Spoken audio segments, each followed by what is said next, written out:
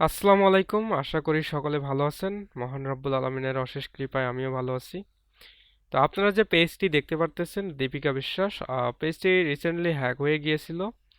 কে বা কারা হ্যাক করেছে, এবং পেজটি রিকভার করতে আমার কতটুকু সময় লেগেছে, এবং তিনি আমাকে কি পুরস্কার দিলেন সে বিষয়ে বিস্তারিত আপনাদের সঙ্গে আলোচনা করব।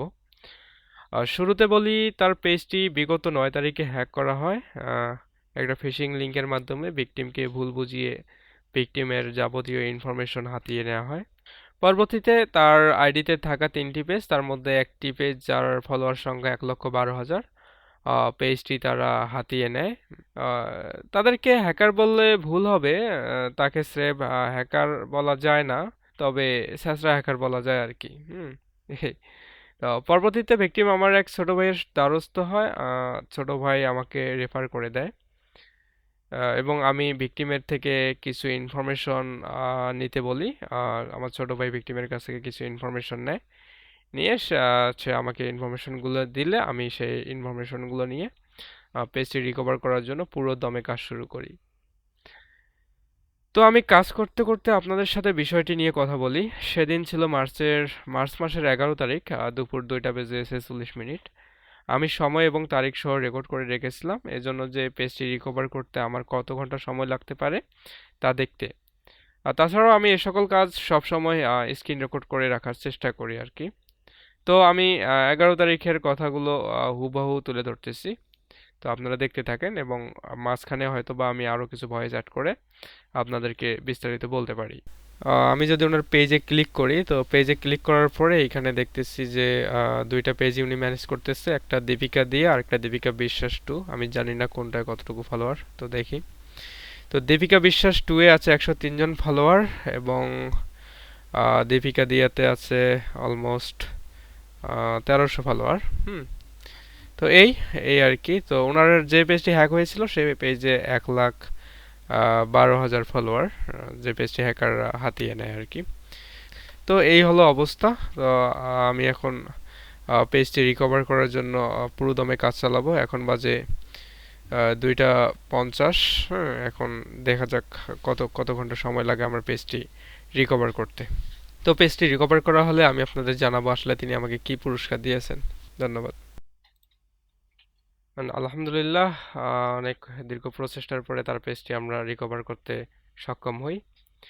তো এইতে তার পেজটি দীপিকা বিশ্বাস 1992, যে পেজটি আপনাদেরকে পূর্বে দেখিয়েছিলাম। তো এই পেজটি এতক্ষণ কিন্তু তার এই যে পেজ ইউ ম্যানেজ এইখানে কিন্তু ছিল না। তো যেহেতু হ্যাক হয়ে গিয়েছিল, হ্যাকার পুরো অ্যাক্সেস নিয়ে নিয়েছিল, তাই পেজটির অ্যাক্সেস তার হাতে ছিল না, এটা সবাই বুঝতে পারে। সো সো এটাই হচ্ছে তার পেজ। হ্যাঁ, এখন যদি আপনারা সময় দেখতে চান বা সময় দেখেন, সেক্ষেত্রে এখানে 4টা 30 PM, অর্থাৎ আমি 2টা 46-এ শুরু করেছিলাম, এখন বাজে 4টা 30। তাহলে তখন 3টা, এখন 4টা, মানে সর্বোচ্চ 1 ঘন্টা 20 মিনিট বা 1 ঘন্টার মতো সময় লেগেছে।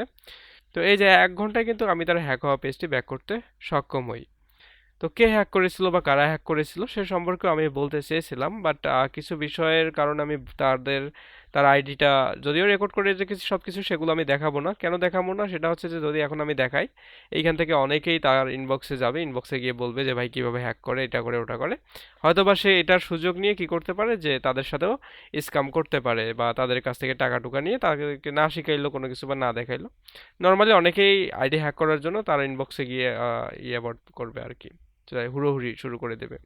সো এই বিষয়টার জন্য আমি তার কোনো কিছু শেয়ার করতেছি না। কিন্তু আমি যার প্রোফাইলে যেটা দেখতে পেরেছি, প্রোফাইলটি ব্লু বেস। হ্যাঁ, ব্লু বেস যদিও বা, কিন্তু তার পার্সোনাল কোনো ছবি সেখানে শেয়ার করা নেই, নর্মালি এআই দিয়ে কিছু ছবি মেক করা, অথবা সে হয়তো অন্য কোথাও থেকে সেই ছবিগুলো কালেক্ট করে ওই ছবিগুলো দিয়েই ভোটার আইডি কার্ড তৈরি করে, সেই কার্ড দিয়েই তারা হচ্ছে যে অ্যাকাউন্টে ব্লু বেস নিয়ে নেয় আর কি। বাইরে থেকে যদি আপনারা তার অ্যাকাউন্টটি দেখেন, তো তাকে পুরোপুরি ফেরেশতা মনে হবে।